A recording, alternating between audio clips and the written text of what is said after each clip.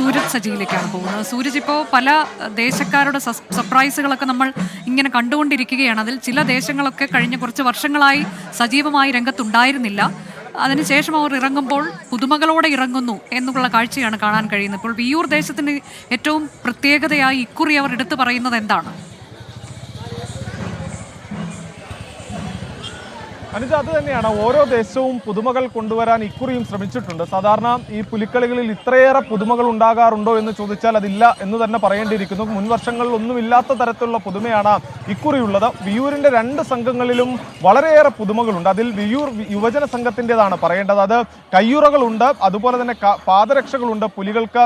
ഈ കയ്യുറകൾ എന്ന് പറഞ്ഞു കഴിഞ്ഞാൽ ഈ പുലികൾ ചുവട് വെക്കുന്ന സമയത്ത് ഇങ്ങനെ കൈ മടക്കി ആണ് ഇവർ ചുവട് വെക്കുക. ആ ചുവട് വെക്കുന്ന സമയത്ത് സാധാരണ പുലികളുടെ നഖം പുറത്തേക്ക് വരുന്നത് പോലെ തന്നെ ഈ പുലികളുടെയും നമ്മുടെ സ്വരാജ് റൗണ്ടിൽ ഇറങ്ങുന്ന പുലികളുടെയും നഖം വരും. അത് തന്നെയാണ് അതിന്റെ പ്രത്യേകത എന്ന് പറയുന്നത്. അതോടൊപ്പം തന്നെ പുലികൾക്ക് പാദരക്ഷ കൊണ്ടുവരുന്നു. ആ പാദരക്ഷ കൊണ്ടുവരുമ്പോൾ പോലും അതിലും പുതുമ കൊണ്ടുവരുന്നു. ഈ പാദരക്ഷകളിലും നഖമുണ്ട്.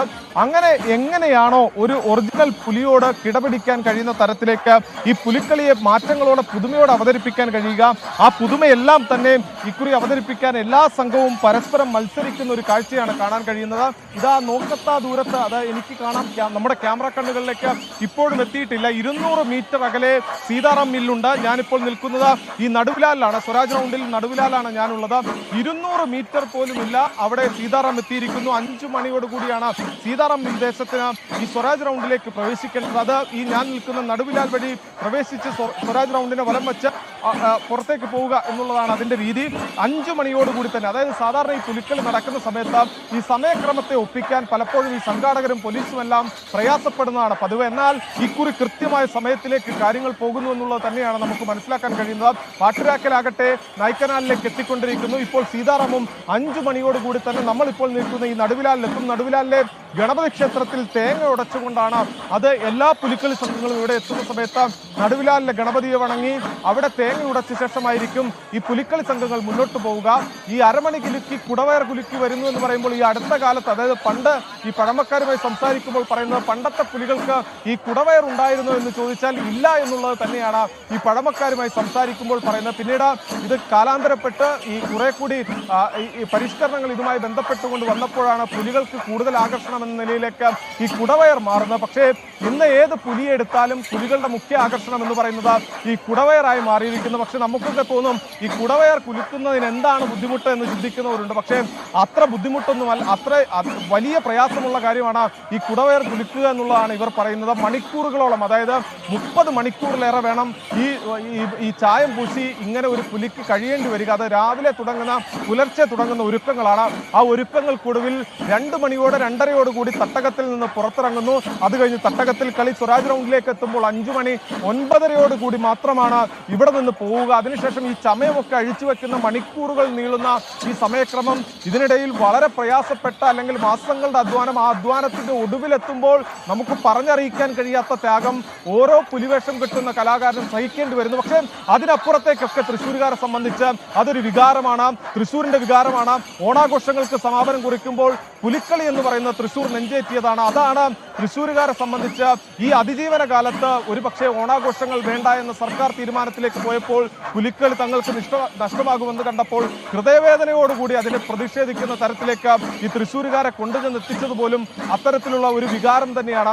ആ വികാരങ്ങൾക്കൊടുവിൽ അത് സർക്കാർ തിരിച്ചറിഞ്ഞ് പുലിക്കളി നടത്താനുള്ള തീരുമാനത്തിലേക്ക് സർക്കാർ എത്തി. ദിവസങ്ങൾ മാത്രമാണ് ഇതിന്റെ മുന്നൊരുക്കങ്ങൾക്ക് വേണ്ടി സംഘാടകർക്ക് ലഭിച്ചത്. പക്ഷേ 7 സംഘങ്ങൾ, പലരും പിന്മാറി, എന്നാൽ പോലും ഈ 7 സംഘങ്ങൾ തങ്ങളെക്കൊണ്ട് മികച്ച രീതിയിൽ, തങ്ങളെക്കൊണ്ട് കഴിയുന്ന രീതിയിൽ ഏറ്റവും മികച്ച സംഘാടനം, ഏറ്റവും വ്യത്യസ്തതകൾ അല്ലെങ്കിൽ ഏറ്റവും അധികം പുതുമകൾ കൊണ്ടുവരാൻ ശ്രമിക്കുന്ന തരത്തിലേക്ക് ഇതിന്റെ സംഘാടനം മാറി. അതാണ് നമ്മളിപ്പോൾ ഈ സ്വരാജ് റൗണ്ടിലേക്ക് കണ്ടുകൊണ്ടിരിക്കുന്ന. സീതാറാം മിൽ ദേശം അല്പസമയത്തിനകം ഈ സ്വരാജ് റൗണ്ടിലേക്ക് എത്തും. നായ്ക്കനാൽ വഴി പാട്ടുവയ്ക്കൽ ദേശം എത്തും.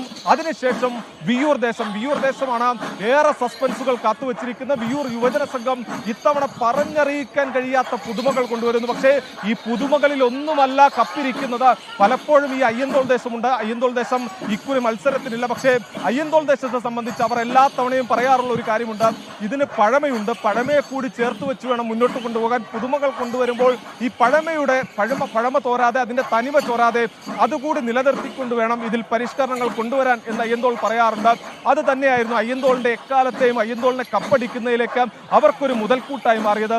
അങ്ങനെയെങ്കിൽ ആരാകും ഈ കപ്പടിക്കുക എന്നതിൽ ഇപ്പോഴും ഒരു സസ്പെൻസ് ഉണ്ട്. ഈ സസ്പെൻസുകൾ എന്ന് പറഞ്ഞു കഴിഞ്ഞാൽ ഈ പുതുമകൾ കൊണ്ടുവരുന്നതിനപ്പുറത്തേക്ക് ഈ കപ്പടിക്കുന്നത് ആരായിരിക്കുമെന്ന് നമുക്ക് പ്രവചിക്കാൻ പോലും കഴിയാത്ത പ്രവചനീതമായ സാഹചര്യത്തിലേക്ക് കാര്യങ്ങൾ മാറുന്നു. എന്തായാലും രണ്ട് ദേശങ്ങളും ഇപ്പോൾ ഈ സ്വരാജ് റൗണ്ടിലേക്ക് എത്തുന്നു. ഈ പുലിക്കളിയെ സംബന്ധിച്ച് പല ചരിത്രങ്ങളുണ്ട്. ഒന്ന്, ഈ ശക്തൻ തമ്പുരാനെ സംബന്ധിച്ച് ശക്തൻ തമ്പുരാനാണ് ഈ സാംസ്കാരിക ഉത്സവമായ ഓണത്തോടൊപ്പം ചേർന്ന് നിന്നുകൊണ്ട് ഒരു വന്യത ആർന്ന ഒരു നൃത്തരൂപം കൊണ്ടുവരണം, അല്ലെങ്കിൽ ഒരു കലാരൂപം കൊണ്ടുവരണം എന്ന തരത്തിലേക്ക് ഇത് കൊണ്ടുവന്നതെന്ന് പറയുന്നു. പക്ഷേ അതിനപ്പുറത്തേക്ക് പല ചരിത്രങ്ങളും ഇതിനൊപ്പം പറയുന്നുണ്ട്. എന്തായാലും മന്ത്രി കെ രാജൻ കൂടി നമ്മളോടൊപ്പം ചേരുകയാണ്. സ്വരാജ് റൗണ്ടിലേക്ക് നമ്മുടെ പുലികൾ എത്തിക്കൊണ്ടിരിക്കുകയാണ്. അല്പസമയത്തിനകം എത്തും. കാഴ്ച കാണാം. എല്ലാ മടകളിൽ നിന്നും യാത്രകൾ ആരംഭിച്ചു. എല്ലാ മടകളിലും നേരത്തെ നമുക്ക് എല്ലാവർക്കും അറിയാവുന്നതുപോലെ 2-3 റൗണ്ട് പോകുമ്പോൾ സമാനതകളില്ലാത്ത ആവേശം ഓരോ പുലി കൂട്ടവും ഉയർത്തിക്കൊണ്ടുവരുന്നുണ്ട്. ഇത്തവണ പെൺപുലികളുടെ എണ്ണം ദേശങ്ങളിൽ കൂടുതലാണ്. ഇത്തവണ കുഞ്ഞുങ്ങളുടെ എണ്ണം ദേശങ്ങളിൽ കൂടുതലാണ്. ഏറ്റവും പ്രായം കുറഞ്ഞ പുലിക്ക് 4 വയസ്സാണ്. അവൻ ഒരു മടിയില്ലാതെ നൃത്തം ചവിട്ടുകയാണ്. അപ്പോൾ പുലിക്കളി വർദ്ധിത വീര്യത്തോടെ കൊണ്ടുവരാൻ കഴിയുന്ന വിധത്തിലുള്ള എല്ലാ തയ്യാറെടുപ്പുകളുമായി കഴിഞ്ഞു. 350-നും 360-നും ഇടയിലുള്ള പുലികൾ, നേരത്തെ സൂരജ് പറഞ്ഞതുപോലെ ചണ്ടയും ഇടയ്ക്കയും ഉടുക്കുമൊക്കെ ചേർന്ന ഒരു അസുരവാദ്യത്തോടു കൂടി അരമണി കിലുക്കി ഈ സ്ഥലത്തെത്തുമ്പോൾ യഥാർത്ഥത്തിൽ ശക്തൻ്റെ തട്ടകം പുലികൾ കീഴടക്കിയാൽ എങ്ങനെയുണ്ടാകും എന്ന് നാട് പറയും. കഴിഞ്ഞ തവണ 4 ടീമുകളായിരുന്നു, ഇത്തവണ 7 ടീമുകളായി ഉയർന്നു.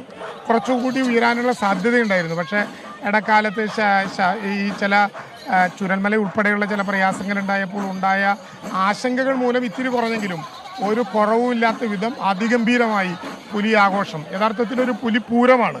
ഈ പുലിപ്പൂരം അതിഗംഭീരമാകും. അത് കേരളത്തിൻ്റെ ചരിത്രത്തിൽ തന്നെ ഏറ്റവും ശ്രദ്ധേയമായ ഒന്നായി ഇത്തവണ മാറും. നമ്മൾ കാത്തുവയ്ക്കുന്ന ഒരുപാട് സ്വകാര്യതകളുണ്ട്. 24 ആയതുകൊണ്ട് പറയാതെ പോകാൻ പറ്റില്ല. പക്ഷേ ചിലത് കണ്ടുവരികയാണ്. സാധാരണ ദീർഘകാലം മുമ്പ് നമ്മുടെ ഇടയിലുണ്ടായിരുന്ന പുലിപ്പൂരത്തിലൊരു പ്രത്യേകത, നിലത്തും വണ്ടിയിലും മാത്രമല്ല ചൂട് വയ്ക്കുക. ആളുകളിങ്ങനെ നിൽക്കുമ്പോൾ തോളത്ത് വെച്ച ഒലക്കയിൽ 2 കാല് വെച്ച് നിന്നിട്ട് പുലികൾ ആർത്തുല്ലസിക്കും. അത് 10-20 വർഷമായിട്ട് നമുക്ക് കാണാൻ പറ്റാറില്ല.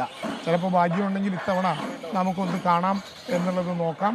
അതുകൂടി വെച്ചുകൊണ്ട് ഇത്തവണത്തെ പുലി പൂരം കേരളം കണ്ടതിൽ വെച്ച് ഏറ്റവും ശ്രദ്ധേയമായിട്ടുള്ള ഒന്നായി മാറും. അതിനോടൊപ്പം ചൂരൽമലയ്ക്കുള്ള എല്ലാ അർപ്പണവും ഇതിൻ്റെ ഭാഗമായി തന്നെ നടക്കും. അതിഗംഭീരമായി ഇത്തവണയും പുലികൾ ഈ നഗരത്തെ കീഴടക്കും. അനുജ, എന്തായാലും നമ്മുടെ സ്വരാജ് റൗണ്ട് ആകെ തിങ്ങി ഞെരുങ്ങിയിരിക്കുന്ന ഒരു പൂരത്തിന് സമാനമായ സാഹചര്യത്തിലേക്ക് സ്വരാജ് റൗണ്ട് മാറിക്കൊണ്ടിരിക്കുന്ന കാഴ്ചയാണ്. അല്പസമയത്തിനകം തന്നെ സീതാറാം ദേശം ഞാനിപ്പോൾ നിൽക്കുന്ന ഈ മേഖലയിലേക്ക് എത്തും. നായ്ക്കനാൽ ദേശത്തേക്ക് പാട്രാക്കിലെത്തും. അതോടുകൂടി 5 മണിയോട് കൂടിയാണ് ഇതിന്റെ ഫ്ലാഗ് ഓഫ് ചടങ്ങുകൾ അടക്കം നടക്കുക. അനുജ, പോലെ ഇത്തവണത്തെ പുലിപ്പൂരം ഏറ്റവും മനോഹരമായിരിക്കും. ഇതുവരെ നടന്നതിൽ വെച്ച് ഏറ്റവും മനോഹരമായ പുലിപ്പൂരമാണ് നടക്കാൻ പോകുന്നത് എന്നതാണ് മന്ത്രി വ്യക്തമാക്കിയത്. നമുക്കറിയാം, ഇതൊരു അനിശ്ചിതാവസ്ഥയുണ്ടായിരുന്നു. ഇത്തവണ പുലിക്കളി വേണ്ടെന്ന് വെക്കും എന്ന തരത്തിലേക്ക് കോർപ്പറേഷന്റെ ഭാഗത്തുനിന്ന് തീരുമാനം വരുമ്പോൾ അതിൽ സംഘടനകൾ എതിർപ്പറിയിക്കുന്നു. പിന്നീട് അത് നടത്താം എന്ന തീരുമാനത്തിലേക്ക് എത്തുമ്പോൾ അധിക സമയം ഇവർക്ക് ഇക്കുറി കിട്ടിയിട്ടില്ല. എങ്കിൽ പോലും അവർ വലിയ തയ്യാറെടുപ്പുകൾ നടത്തുന്നു. ഇതുവരെ കഴിഞ്ഞ കുറച്ച് വർഷങ്ങളായി രംഗത്ത് സജീവമായി ഇല്ലാതിരുന്ന ദേശക്കാർ കൂടി എത്തുന്നു. അങ്ങനെ വലിയ സർപ്രൈസുകളും സസ്പെൻസും ഒക്കെ നിറച്ചുകൊണ്ടുള്ള ഒരു പുലിക്കളിയിലേക്ക്, പുലിപ്പൂരത്തിലേക്ക് തൃശ്ശൂർ നീങ്ങുകയാണ്. തൃശ്ശൂർ നഗരം പുലികൾ കീഴടക്കുന്നു. തിരികെ എത്താം ഇടവേളയ്ക്ക് ശേഷം.